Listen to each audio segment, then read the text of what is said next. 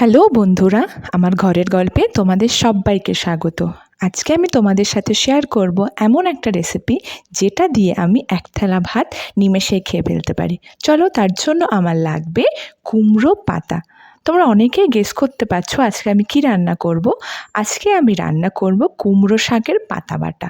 তো আমরা কি করেছি, প্রথমে কুমড়ো পাতাগুলো বেছে ধুয়ে নিয়েছিলাম, তারপরে সেটা একটু বড় বড় করে কেটে নিলাম। চলো, তোমরা কারা কারা কুমড়ো শাকের পাতা বাটা খেতে পছন্দ করো আমাকে প্লিজ জানিও। চলো, এবার আমি কি করব, কড়াইতে একটু গরম জল বসিয়ে দেব। তার ভেতরে কি করব, তার ভেতরে একটু লবণ দিয়ে দেব। তোমরা কি কখনো আগে খেয়েছো এটা?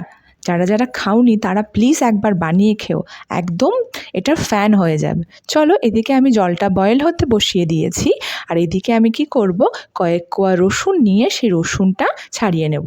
এদিকে আমার রসুনটা ছাড়ানো হয়ে গেছে, এদিকে আমার জলটাও গরম হয়ে গেছে। এবার আমি জলটা নাড়িয়ে তার ভেতরে কি করব, যে কুমড়ো পাতাগুলো আমি কেটে রেখেছিলাম সেই কুমড়ো পাতাগুলো ভাপানোর জন্য আমি এই জলের ভেতরে দিয়ে দেব।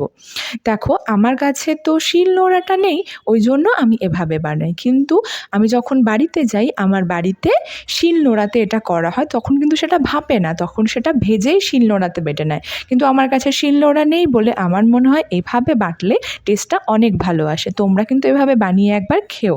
চলো, এবার আমার দেখো কুমড়ো শাকটা ভাপানো হয়ে গেছে। এবার আমি কি করব, এই কুমড়ো পাতাগুলো এই ঝাঁঝরি গাবলার মধ্যে তুলে জল ঝরিয়ে ঠান্ডা করে নেব। চলো, এটা আমি এখন তুলে নিই। দেখতেই পাচ্ছ এটা আমার তুলে নিচ্ছি। এবার কিছু কিছু মনে রাখবে, এবার এই জলটা ফেলে দিতে হবে, আর এইটা কিন্তু একটু ঠান্ডা হতে দেবে। গরম অবস্থাতে কিন্তু গ্রাইন্ডারে দেওয়া যাবে না, তাহলে কিন্তু সেটা ভালো করে বাটা হবে না। তাই এটা প্রথমে আমাদের ঠান্ডা করতে হবে। চলো, আমার সব পাতাগুলো তোলা হয়ে গেছে। এবার আমি পরের দিকে যাই। এবার কি করব, গ্রাইন্ডার জারের মধ্যে দুটো কাঁচা লঙ্কা নিয়ে নিয়েছি।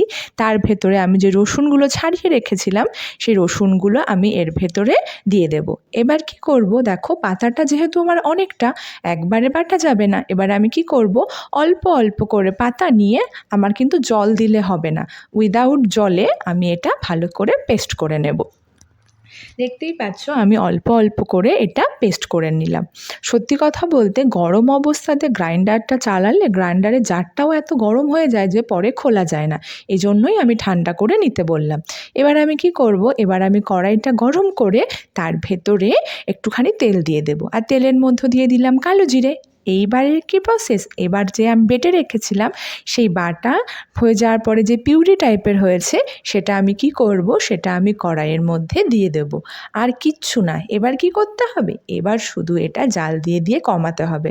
প্রথম যখন এর মধ্যে জল জল ছিল, তাই আমি প্রথম আঁচটা বাড়ন্তই রাখবো, ফুল ফ্লেমে রেখেছি। আর পিউরির মধ্যেও আমি দিয়ে দিলাম লবণ আর হলুদ। লবণ আর হলুদটা স্বাদ বুঝে দিতে হবে। চলো, এবার কিন্তু আমার আঁচটা এখনও হাই ফ্লেমে রয়েছে। হাই ফ্লেমে দিয়েই আমার জলটা গাঢ় গাঢ় হবে, সেইভাবে কিন্তু আমি এটা জাল দেব। দেখতেই পাচ্ছ আমার পেস্টটা দিয়ে কিন্তু জল বেরোচ্ছে। এই জলটা যতক্ষণ থাকবে ততক্ষণ আমি গ্যাসের ফ্লেমটা হাইতে রাখবো।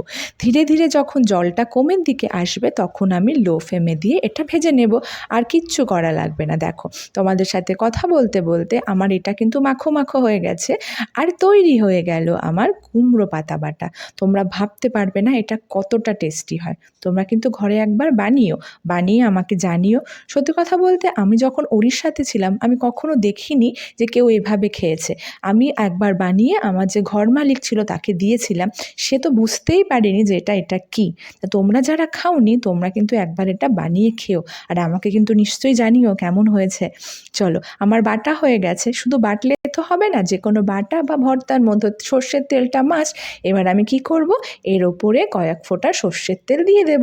সর্ষের তেল দিয়ে গেলে এর টেস্টটা মনে হলো কয়েক গুণ বেড়ে যাবে। বিশ্বাস করো, এটা দিয়ে গরম গরম এক থালা ভাত তুমি খেয়ে নিতে পারবে।